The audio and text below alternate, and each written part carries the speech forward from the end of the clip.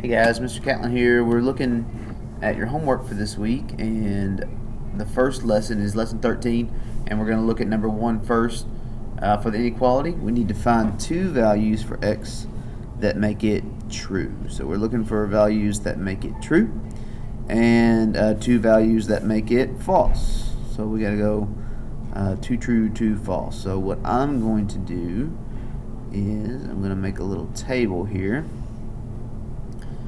And for each problem set here, we'll have 2 that make it true and 2 that make it false. So for example, this first one, A, says something plus 3 is greater than 70. Well, if I put 70 in x's place, 70 plus 3 is 73, and that is greater than 70. So really I could put the number 70 here or any number larger. You know, the smallest I could get would be like 68, but I mean 100, right? That would be a really easy 100 plus 3 is bigger than 70. Okay, ones that make it false are going to be numbers I put in x's place that don't make it true. So like easy picks for this one, this is A by the way, easy picks for this one would be like 50, you know, anything that's kind of smaller than, it doesn't have to be the one that makes it exactly equal 70, it doesn't have to be 67. Even though 67 would make it false, but I'm just going to pick small numbers.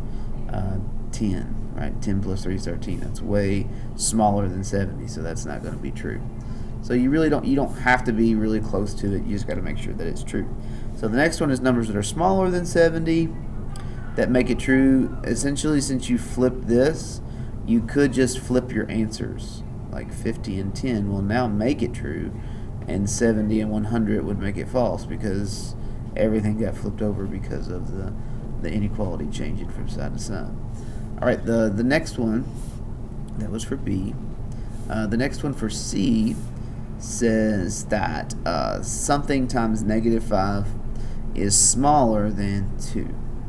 Okay, so we got your negative involved here. That makes a little bit of a difference. If you multiply something times a negative, it has an effect on its sign, so we have to be aware of that. Like if I put a 2 here in x's place, 2 times negative 5 is negative 10. And negative 10 is smaller than 2. So whenever I plug in the number 2, a positive 2, we're in good shape because it keeps it small. It just makes it negative. Really, any positive number here would be fine because I want to pick 5. 5 times negative 5 is negative 25, way smaller than the number 2.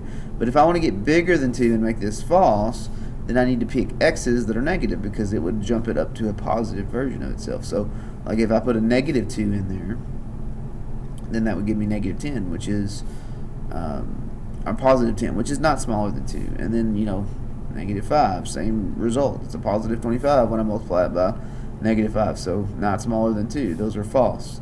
And then on D, all they're doing on D is kind of like they did to A and B, is, we went from a multiplying by negative 5 to a positive 5. So essentially we can swap these again, because if I start putting negative numbers in x's place, I'm going to get negative products. And negative products are going to be smaller than 2. But if I put positive numbers in there for it, it's going to be getting me positive products that are bigger than 2, like 10 and 25. So those wouldn't be true, so we can put those over here. And there we go. There's a list of numbers. You can obviously pick different numbers than I did. Those are just ones that I found to work. And that's problem number 1 on your homework.